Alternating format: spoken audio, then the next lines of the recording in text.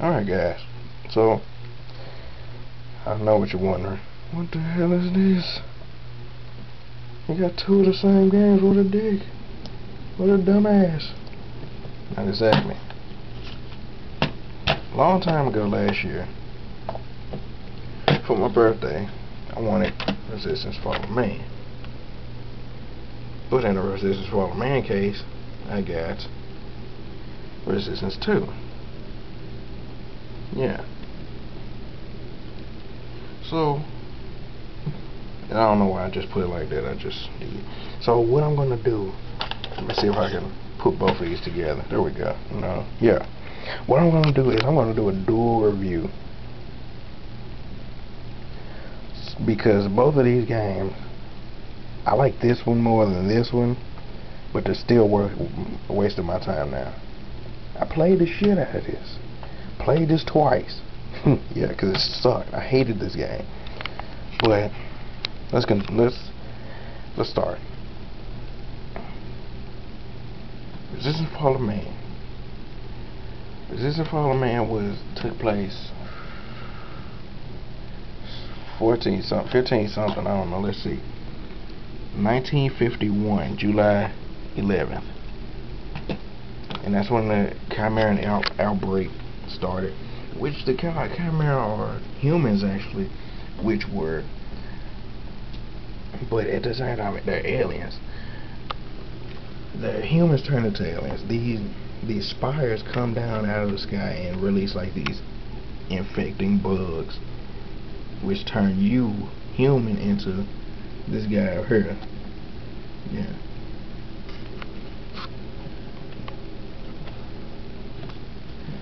And so the game art style, by the way, this was the first game for PlayStation 3. Resistance 3 came out in 2006. They remaking it. Resistance Fallen Man came out 2006, along right with the PlayStation 3. So there was so many things wrong with this game. Seemed like Insomniac. They made Ratchet and Clank. I enjoy Ratchet and Clank, but they made it. But this game was horrible at what it did. Not the first person shooter, not the Chimeran outbreak. Before I get into that, let's talk about this a little bit. I enjoyed how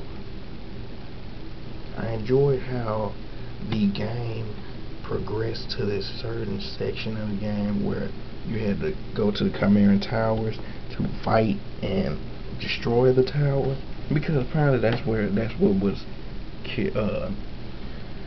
keeping the Chimeran alive, I guess. This is gonna be a short review. So the gameplay overall, I liked it. These variety of weapons, like you start out with the Rosemore. I'm sorry, not the Rosemore. The carbine, and then the gameplay progresses and you get different weapons, like the bullseye, which is one of my favorite guns, because the bullseye can kill, like you can kill faster than the carbine, but the carbine has missiles, so I guess it's a package deal, I guess. I don't know. And you start picking up all these weapons, like the auger, which I rarely use the auger. Even when I'm supposed to, I still don't use it because I'm stupid. And so the story is, you, Nathan Hale. The hell is the story? Oh, you should have prepared.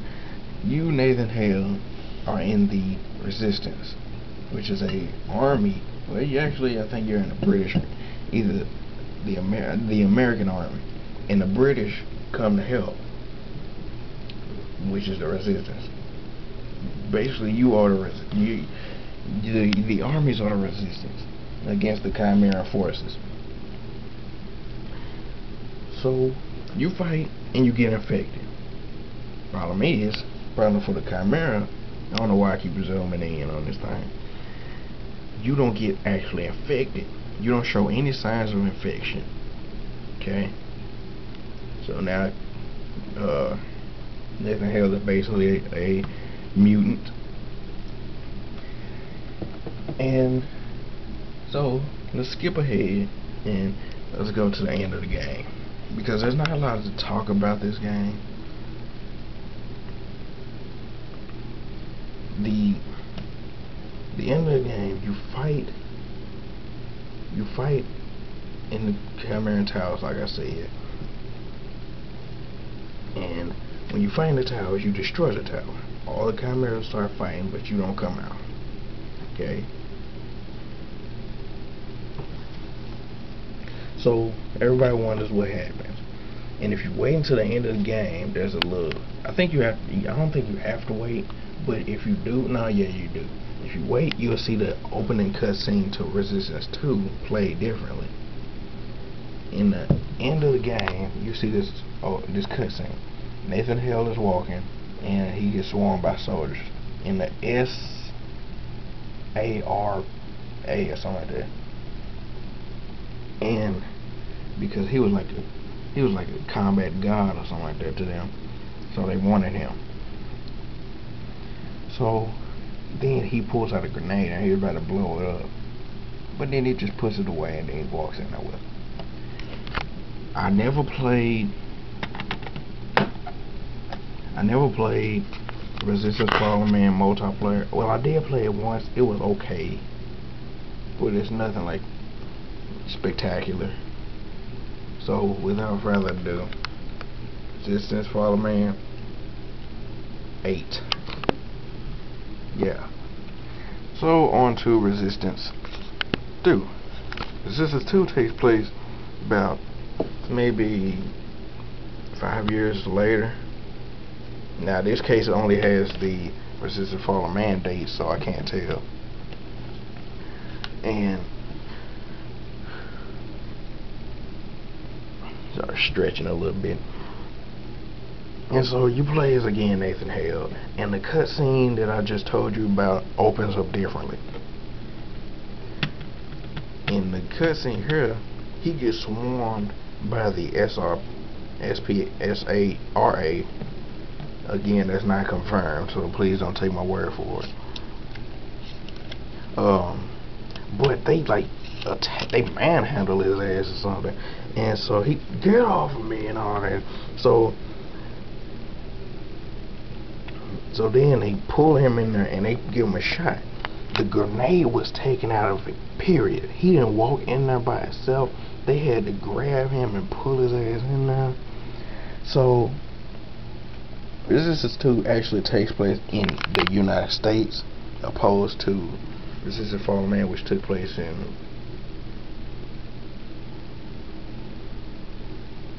Britain? I think Britain, no. Russia? Europe? England?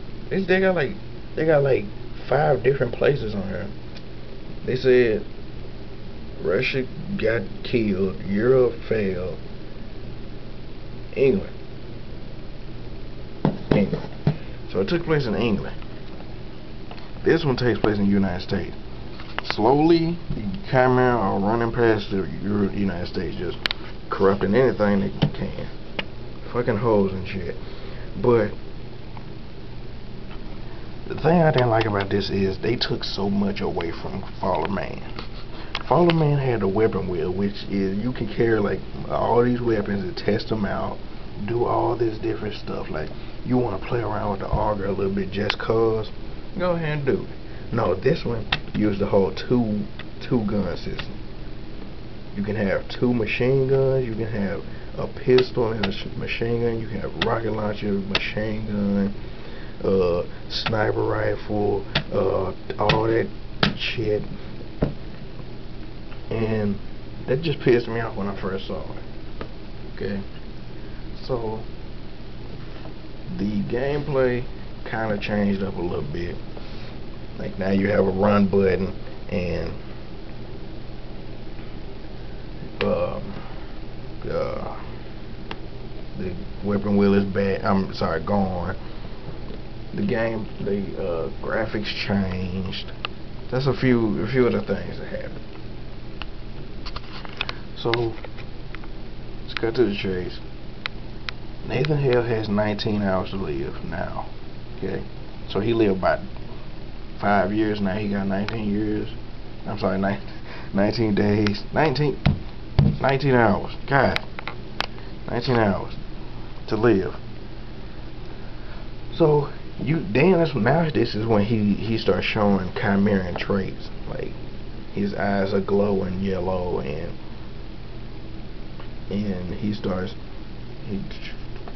what happens? He barely shows anything actually. He had the gold eyes, and he started tripping out.